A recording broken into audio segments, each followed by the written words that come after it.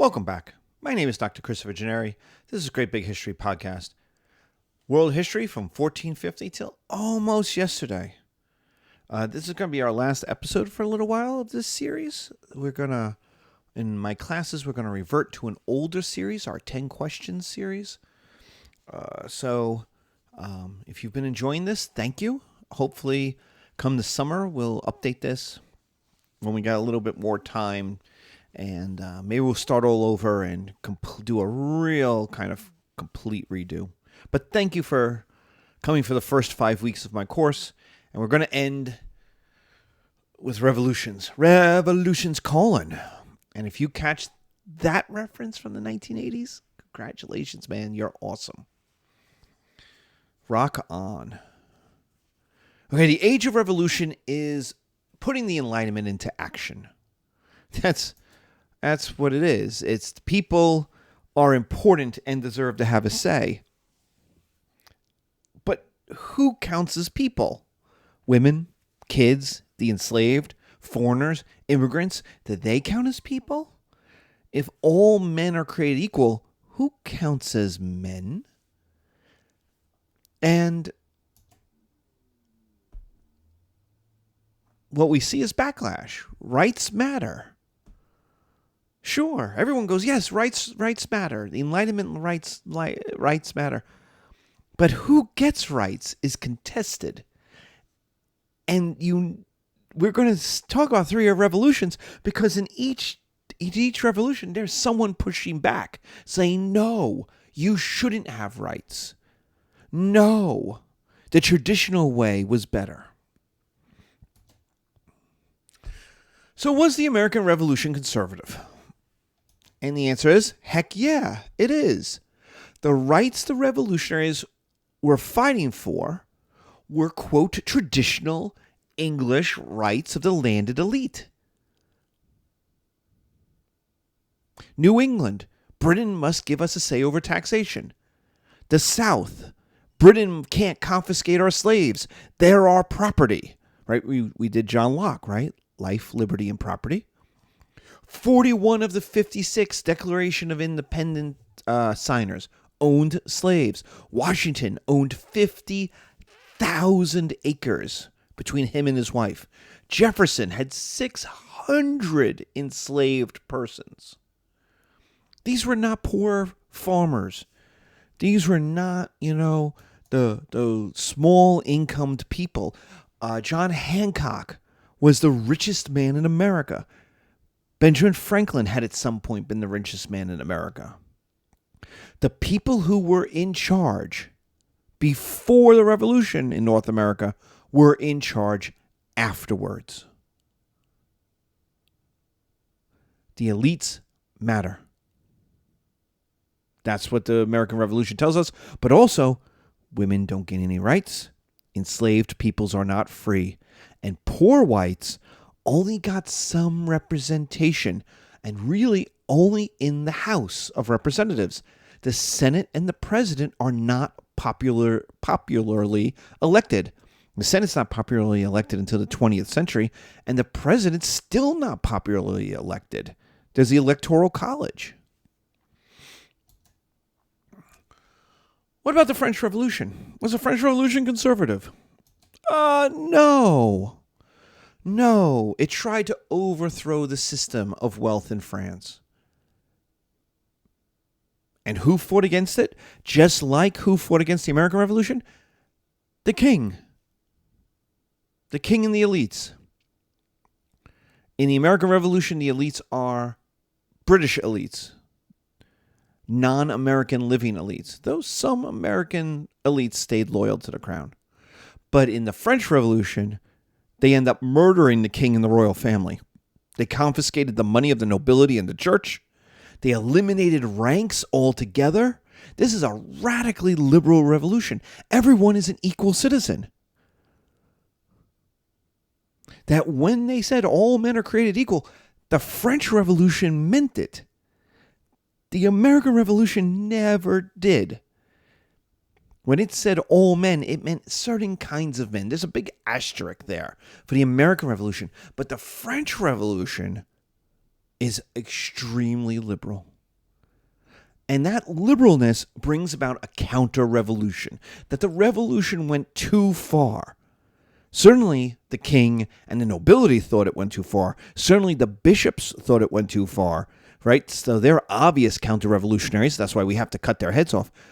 But also, original liberals thought it went too far. Not even the liberals who wanted to change things didn't want to get rid of the king. Didn't want to get rid of the church. And so they got eaten by the revolution, because what became the problem is, who is a real revolutionary? Who gets to count? Who gets the rights? How far, since now you can break up the system, how far do you go in breaking the system? And what if you're not comfortable completely destroying the system? Does that make you a conservative? Technically, no, but who gets to define that? Napoleon's wars. So, in a way, Napoleon got to define it. And you could see his 3 different phases in his paintings. From revolutionary to general to emperor? Wait, didn't they just kill a king? How did they end up with an emperor? Napoleon's wars have Napoleon trying to save the revolution. He had to roll it back. Why? Because the idea was that to save the revolution had to spread. So you had to eliminate the old system everywhere.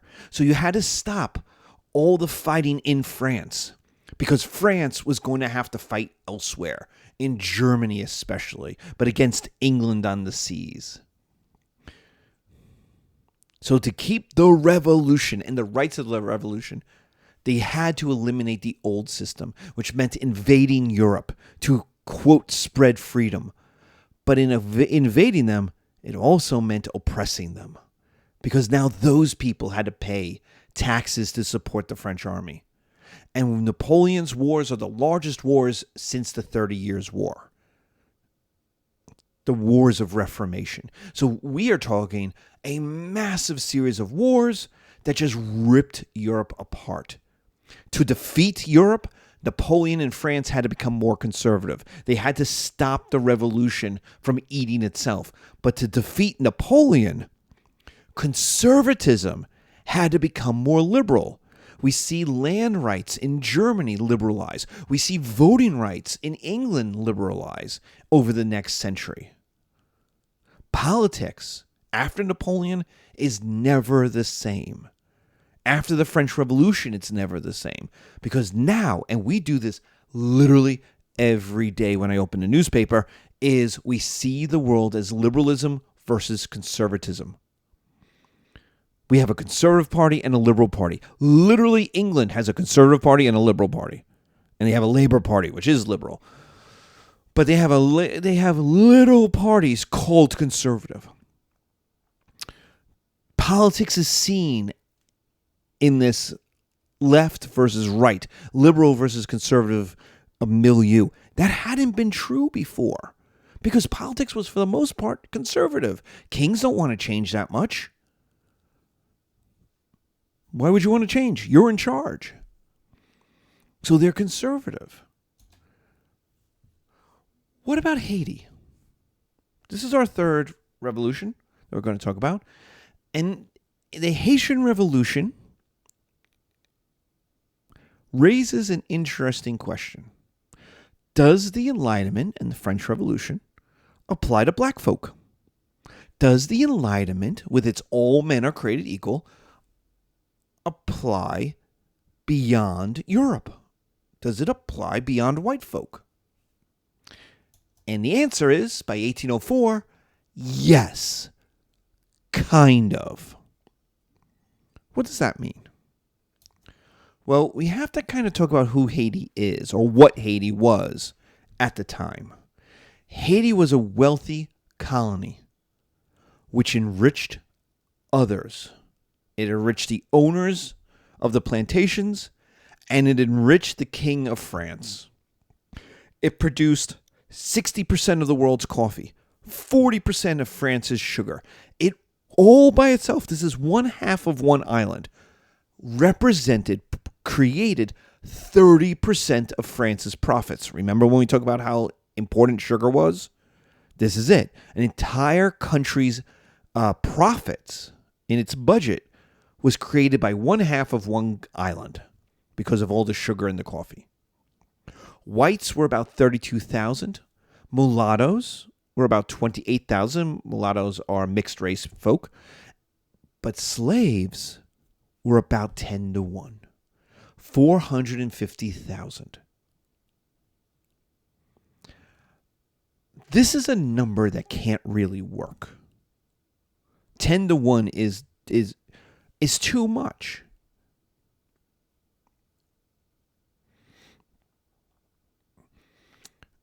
So Haiti is rich, but the workers in the island don't get any of the profits. All the money is being shipped back to France. What does this tell us? Colonies, and we're going to talk about this in part 2 with imperialism, make the colonizer rich, but not the workers. So Haiti's revolution, what happens? Haiti enslaved people revolt, and they overthrow the ownership class.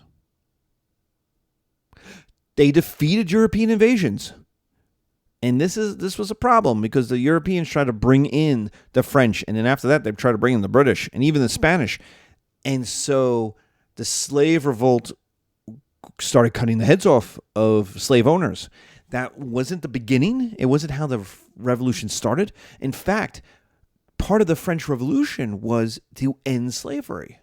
So that seemed to work. But the powerful conservative elites in Haiti didn't like losing their property, didn't like losing their money. And so they were the counter-revolution. And what happened is it got them killed. This creates the first black republic. Now, there are black empires or African empires run by black folk throughout all of history. But this is the first modern black country, black republic. So it's a modern-looking country with sugar and cash crops. It is 60% of the world's coffee. It's 40% of France's sugar. It could be rich. All that has to happen is Europe and the United States have to be cool with Haiti being independent and trade with it. They'll get cheap sugar and the best sugar in the world, some of the best coffee in the world, at the best prices, and Haiti will get rich. Its workers will make money. But that's not what happened. Jefferson in America and Napoleon in France, in these white countries, created a trade embargo on Haiti. They would not buy the sugar. They would not buy the coffee. They did not accept Haiti as a country. The idea was to drive it into poverty. If we couldn't take it back over, we'll just ignore it. It's an island. We'll drive it into poverty. And that's exactly what happened.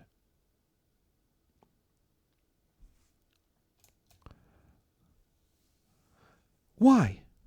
Because Haiti's revolution had to fail. It couldn't succeed. Why? Because Haiti's success would prove racism wrong. It would prove colonization wrong. It would prove enslavement wrong. Which, do you tell that to 3 to 4 million, 5 million slaves in the southern United States in 1804? I don't know how many there are in 1804 off the top of my head. But it's not a small number. It would prove that black folk aren't inferior. It would prove all of the political, economic, and social philosophy since 1500 to be essentially wrong, at least in part, because they're all founded since 1500 in at least partly the idea that black folk aren't equal. that non-white folk aren't equal. And it would prove all of that wrong. How do you live in a world where everything you think is wrong and actually will cost you money? And so what this proves is it doesn't matter what you think of yourself. It didn't matter that Haiti thought of itself as free. It didn't matter that Haitians thought of themselves as equals to Europeans. You only get respect when others grant you that respect. Countries, to be a country, you are only a country when other countries say you're a country. And if you think about it, guys, like we know this, right? You're a man when other men accept you as a man. When you get to sit at the big boys' table, not before. And so you may think you're a man at 18. You're not. You can't smoke. You can't drink. You can't even rent a car. At 21, still can't rent a car. At 25, yeah, but can you get a mortgage? Maybe. Maybe. Are you married? Do you have kids?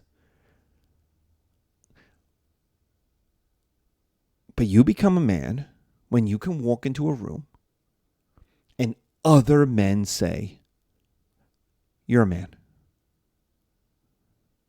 We see this a lot if you look in Army recruitment advertisements. We see a lot of Army recruitment advertisements where the young man or sometimes young woman is doing all the calisthenics and doing all the weightlifting and doing all the training, and they're in the mud and they got their gun. And what happens is then they go home and they see their dad. And what does their dad do? Smile and pat him on the back. And there you go. What is the Army selling? It's not selling an adventure. It's not selling buff muscles. It's selling the respect of your dad. Well, that's the Haitian Revolution. That concept comes out of here. That you only get respect when other peers give you that respect. And they weren't willing to do that to Haiti. The U.S., France, and the U.K. were willing to make their own people poorer than admit a black republic to the Club of Nations. Remember, it's not that the people didn't want sugar. They now had to buy it from a more expensive place. They had to buy coffee from a more expensive place. They were making there to be racist. The governments of the United States, France, and the UK, Britain, were making their own people poorer in order to keep racism alive. That's not my opinion. It's just truth. People paid higher prices than they had to because there was a trade embargo on Haiti. So rather than pay $2 for a cup of coffee, they were paying $5 for a cup of coffee. Now, the elites don't care, but the workers sure did, because it was double the price. It was more expensive. But did they know that that their prices were higher because of racism? No. It wasn't sold to them like that. But it was true. The idea is these countries would accept suffering for their own people, would make their own people's lives worse to prove a point about racism. Think about that. That's messed up. It's just messed up. So what's the effects of the age of revolution? Violence spreads.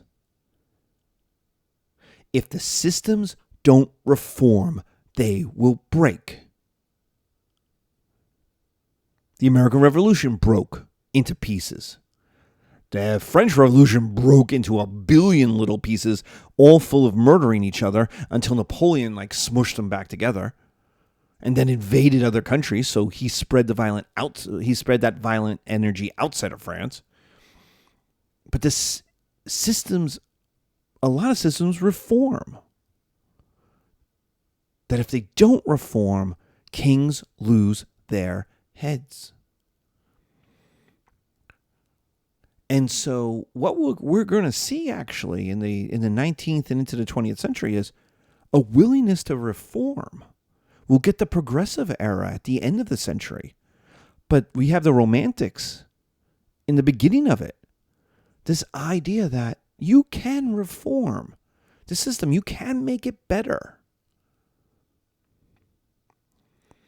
You know, you'll get the Communist Manifesto in 1848 saying we have to smash the system.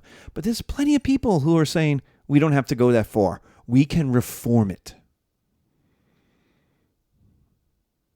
The British will get rid of slavery peacefully. They'll pay the slave owners. And that was always an option in the United States. It was Southern slave owners who wouldn't accept it.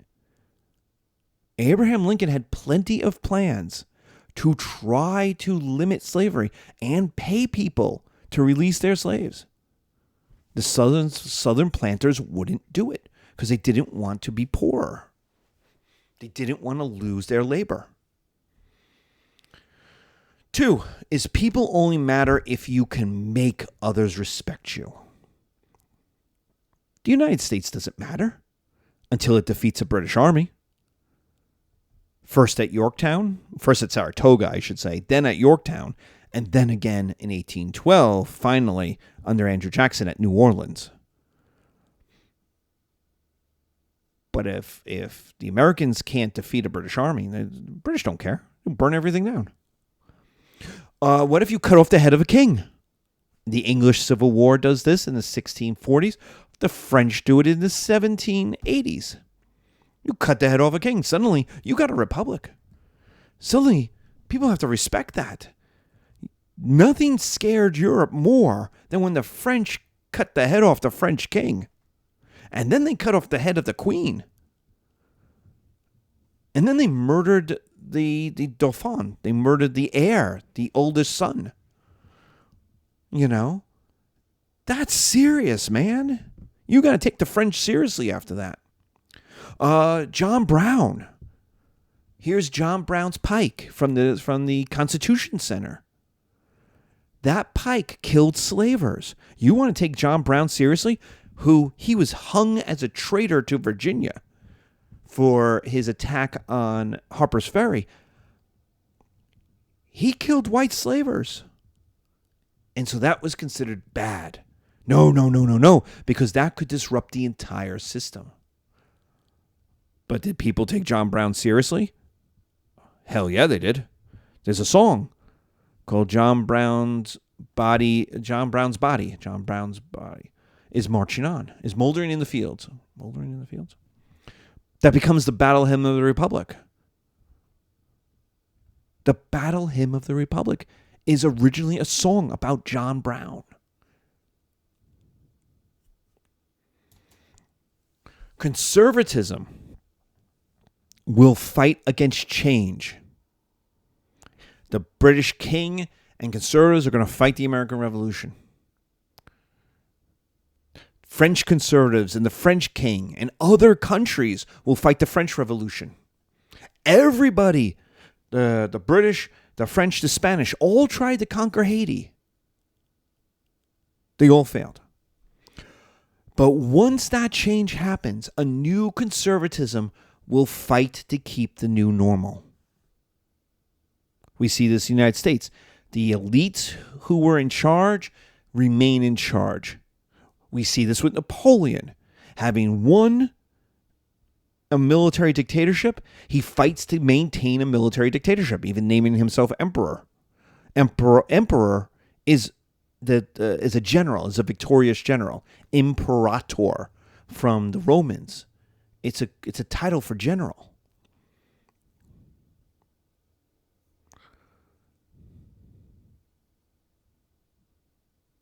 The Haiti, having won its independence, the white countries, the United States, Britain, and France, all say, fine, you're free, but we won't acknowledge that. We won't invade you anymore, but we're not going to trade with you. We're going to create a new normal. And that's just the way it is in the 19th century. Like, that's the 19th century. It's this new normal in the Caribbean. Finally, racism and misogyny are more powerful than the Enlightenment. All men are created equal applies only to some, mostly wealthy ones. In the United States, it didn't apply to Catholics. It didn't really apply to the poor, white or not. It didn't apply to women at all. That men part was considered men. But it also gives a language towards future groups. It gave a language of, the Enlightenment gave the language of freedom and equality. And what we're going to see after is the Age of Revolution, which is not totally successful in spreading these ideas of the Enlightenment or enacting the ideas of the Enlightenment, but it does give the language of it. And we're going to see into the 20th century, we're going to see communism argue for equality. The whole point of Marxist communism is everyone is a radical equality of everyone. We're going to see feminism in the 20th century. We're going to see gay rights. This idea, and civil rights, we're going to see this idea that all men are created equal. That government is there to protect all citizens, not just the wealthy. These ideals of the Enlightenment are going to spread.